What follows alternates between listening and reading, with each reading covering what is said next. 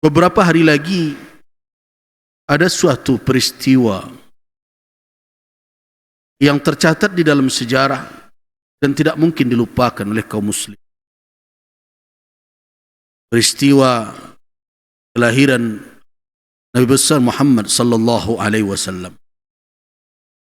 Walaupun para ahli sejarah berbeda pendapat jika menghitung hari Senin kedua dari bulan Rabiul Awal itu, apakah pada tanggal 9 atau pada tanggal 12, tapi dua pendapat itu bersepakat bahwa Rabiul Awal merupakan bulan kelahiran Khatamul Anbiya wal Mursalin Muhammad sallallahu alaihi wasallam. Dan dari sisi wafatnya beliau, bersepakat ulama bahwa beliau wafat pada tanggal 12 Rabiul Awal. Jadi sebenarnya ketika kita berbicara Maulidur Rasul, sekaligus kita harus menyadari bahwa pada tanggal 12 itu juga hari wafatnya Rasulullah sallallahu alaihi wasallam. Kelahiran Rasulullah sallallahu alaihi wasallam tentu bukan diperingati untuk sekedar seseorang merayakan suatu peristiwa. Bahkan kalau kita telusuri apa yang dilakukan oleh para sahabat, termasuk baginda Rasulullah sallallahu alaihi wasallam, memang tidak ada suatu pun yang disebut perayaan dalam konsep seperti yang sekarang dilakukan banyak orang atas kelahiran beliau. Beliau mengisyaratkan mempuasakan hari Senin sebagai hari beliau dilahirkan, tapi kita tidak mengenal beliau dan tidak menerima riwayat dari beliau bahwa beliau melakukan lebih dari itu. Dan terkait dengan perayaan dan dinisbahkan kepada agama yang berlandaskan kepada syariat kita, Rasulullah sallallahu alaihi wasallam telah membatasi bahwa hari raya yang masuk dalam kategori Id atau hari yang berulang setiap tahun dan menjadi perayaan bagi kaum muslimin telah cukup ada 2 hari, sebagaimana latar belakang yang menjadi sababul wurud dari syariat hari raya Idul Fitri dan Idul Adha, di mana orang-orang Ansar memiliki suatu hari mereka jadikan hari perayaan. Yal'abuna fih, mereka bermain-main, berpesta di hari itu. Namun Nabi sallallahu alaihi wasallam memerintahkan para sahabat untuk meninggalkannya. Utruku, innallaha qad baddala lakum, sesungguhnya Allah telah menggantikan untuk kamu sekalian ada 2 hari yang lebih baik, yaitu Yaumul Fitri wa Yaumul Adha. Karena itu ketika kita berbicara tentang Maulidur Rasul, sepertinya umat Islam berada pada titik yang sama, ikhtilaf dalam persoalan lain. Pada titik yang sama bahwa kelahiran Rasulullah sallallahu alaihi wasallam merupakan nikmat yang begitu besar, dan kaum muslimin tentu harus bersyukur dengan nikmat kehadiran Rasulullah sallallahu alaihi wasallam di muka bumi. Dan mereka bersepakat bahwa perjalanan hidup Nabi semenjak maulid beliau sampai akhir hayat beliau merupakan sirah, perjalanan yang mesti difahami oleh setiap muslim, pesan-pesan yang dibawa dari peristiwa demi peristiwa yang beliau lalui itu. Nah, karena itu ketika maulid ini dibawa ke dalam ranah ta'lim, ke dalam ranah tarbiyah, untuk menanamkan kembali nilai-nilai yang dibawa oleh Rasul, mengingatkan umat akan perjalanan hidup Nabi semenjak lahir beliau sampai akhir hayat beliau, mengingatkan berbagai peristiwa yang perlu untuk menjadi catatan penting apalagi di saat kondisi umat Islam berada di dalam keterpurukan, bahkan dipandang sebelah mata oleh yang lain, ini dibutuhkan untuk membangkitkan kembali semangat itu. Pada titik itu, tidak ada seorang pun yang berbeda pendapat. Nah, karena itu, saya mengajak kita semua, apa salahnya sebagai ganti dari perdebatan yang sengit tentang berbagai perayaan Mawalid atau Maulid, kita perdalam terus sirah nabawiyah. Kita tanamkan nilai-nilai itu ke masyarakat melalui ta'lim, melalui tarbiyah. Kita ajak anak-anak kita untuk mengenali Rasulullah sallallahu alaihi wasallam. Berbagai media-media yang bisa kita pakai untuk mendekatkan kepribadian Rasul sebagaimana yang telah dinukilkan oleh para sahabat, yang dihimpun oleh para ulama hadis di dalam berbagai kitab asy-syama'il.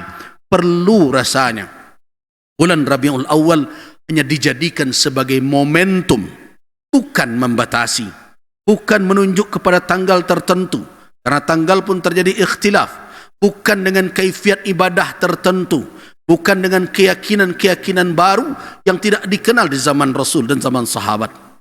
Apabila ini bisa kita sepakati, tentu kita akan satu di dalam perkara ini. Tetapi kalau masing-masing kita masih terus bergerak dengan alasan tradisi, alasan kebiasaan, alasan kelompok tertentu, maka kita akan semakin menjarak satu sama lain, dan celah atau thagar yang seperti itu akan dilihat oleh orang-orang yang tidak senang dengan Islam untuk menjadikan itu peluang mengadu domba satu sama lain. Naudzubillahi min dzalik. Kaum muslimin, jamaah Jumaah rahimakumullah. Kalau kita renungkan firman Allah Subhanahu wa taala dalam surah Al-Maidah, ya ahlal kitab qad ja'akum rasul yubayyinu lakum ala fatratin minar rusuli an taqulu ma ja'ana min bashir wala nadhir wa qad ja'akum basirun wa nadhir wallahu ala kulli syai'in qadir. Kalau kita renungkan surat Al-Maidah ini ayat yang ke-19, sepertinya saatnya kita kembali membangkitkan apa yang menjadi misi kehadiran Rasul sallallahu alaihi wasallam. Bukan hanya sebatas mensyukuri kita telah Islam, bukan hanya sebatas kita bahagia telah mendapatkan hidayah. Kenapa?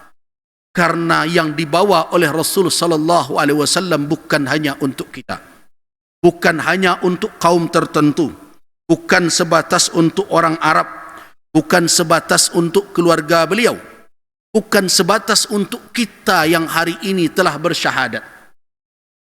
Tapi yang dibawa oleh Rasulullah sallallahu alaihi wasallam adalah petunjuk untuk seluruh umat manusia, yang merupakan seluruhnya untuk umat manusia tanpa memilah sukunya, kaumnya, bangsanya, letak geografisnya. Nah, inilah yang dikatakan oleh Rasulullah sallallahu alaihi wasallam di dalam hadis yang sahih diriwayatkan oleh Al-Imam Al-Bukhari dan juga diriwayatkan oleh Al-Imam Muslim rahimahumallah. U'titu khamsan, aku diberikan 5 perkara, lam yu'tahunna minal anbiya qabli, sesungguhnya aku diberikan 5 perkara yang tidak pernah diberikan kepada siapapun dari para nabi sebelumku. Yang pertama, nusirtu birra'bi masirata syahr, saya ditolong dengan kegentaran yang muncul di dalam dada musuh-musuhku, walaupun perjalananku menuju ke arah mereka masih sebulan perjalanan. Allah Subhanahu wa taala menolong Rasulnya ketika terjadi pertempuran. Belum lagi Nabi sampai berhadapan dengan musuh, sebulan perjalanan sudah ada rasa cemas, rasa gentar di hati musuh berhadapan dengan Rasulullah. Itu adalah pertolongan Allah kepada Rasul, dan itu adalah salah satu keistimewaan yang diberikan kepada Rasulullah sallallahu alaihi wasallam dan tidak diberikan kepada nabi-nabi yang lain selain beliau. Yang kedua adalah waju'ilat liyal ardu masjidan wa tahura, dan dijadikan untukku masjid, bumi ini sebagai masjid, tempat orang sujud, tempat orang solat, beribadah, wa tahura, dan bisa sebagai alat untuk bersuci. Karena itu kata Rasulullah, wa ayyuma rajulin min ummati adrakathu shalah, siapapun dari umatku apabila telah masuk waktu salat, bertemu oleh dia waktu salat tiba, falyusalli, hendaklah dia salat. Tidak ada halangan, air tidak ada, debu bisa dipakai untuk bertayamum. Tidak ada masjid di dekat itu, dimanapun kamu bisa untuk melakukan ibadah salat tersebut. Itu hanya diberikan kepada Rasulullah sallallahu alaihi wasallam, tidak kepada nabi-nabi lain. Yang ketiga, wa uhillat liyal ghanaimu, dihalalkan ghanimah, harta rampasan perang yang tidak pernah halal kepada nabi manapun. Kemudian yang keempat, wa kana an-nabiyyu yub'atsu ila qaumihi khassah, dan nabi-nabi sebelum Nabi Muhammad diutus hanya kepada kaumnya secara khusus. Wa bu'istu ila an-nasi kaffah, dan aku diutus kepada manusia secara keseluruhan. Nah, ini adalah penegasan dari firman Allah Subhanahu wa taala, inna arsalnaka, sesungguhnya kami mengutus engkau wahai Muhammad rahmatan lil alamin, sebagai rahmat untuk seluruh alam semesta. Ini adalah keutamaan yang diberikan kepada Rasul. Dan yang kelima, wa u'titus syafa'ah, dan aku diberikan syafaat oleh Allah Subhanahu wa taala yang disebut dengan syafaatul uzma, syafaat yang terbesar yang tidak bisa diberikan oleh nabi manapun, bahkan Adam alaihissalam abul bashar, bahkan Khalilullah Ibrahim, Kalimullah Musa, Ruhullah Isa. Tidak ada seorang pun dari mereka yang bisa memberikan syafaatul uzma, syafaat yang terbesar di saat seluruh manusia merasa bahwa mereka berada dalam kondisi yang sangat sulit. Dan itu ada pada Nabi Muhammad sallallahu alaihi wasallam. Baik kaum muslimin, apa konsekuensi dari Nabi diutus untuk seluruh alam semesta ini? Konsekuensinya adalah bahwa pesan beliau harus sampai ke seluruh manusia, dimanapun manusia berada, sejauh apapun jaraknya dari pusat kelahiran Islam Makkah dan Madinah. Dan inilah semangat inilah yang dibawa dahulu oleh para da'i, para sahabat, para tabi'in, tabi'in, terus dari generasi ke generasi, sehingga kalimat tersebut, kalimat tauhid itu, keislaman itu, hidayah itu sampai ke negeri kita. Catatan yang penting, jangan hendaknya itu berhenti pada kita. Jangan hendaknya pesan yang telah turun-temurun itu bahkan ditegaskan oleh Nabi ketika di akhir-akhir hayat beliau, ketika beliau berkhutbah di Arafah, ketika Hajjatul Wada'. Apa pesan Nabi setelah beliau memberikan tausiah? Al-yuballighi syahidul ghaib, hendaklah yang hadir saat ini, yang menyaksikan momen ini, kata Nabi, al-yuballigh, tabligh, sampaikanlah kepada al-ghaib yang tidak hadir di tempat. Wahai kaum muslimin, yang saya khawatirkan hari ini adalah terhentinya dakwah di tangan kita, terhentinya hidayah di tangan kita. Ada ketakutan untuk menyampaikan ketauhidan.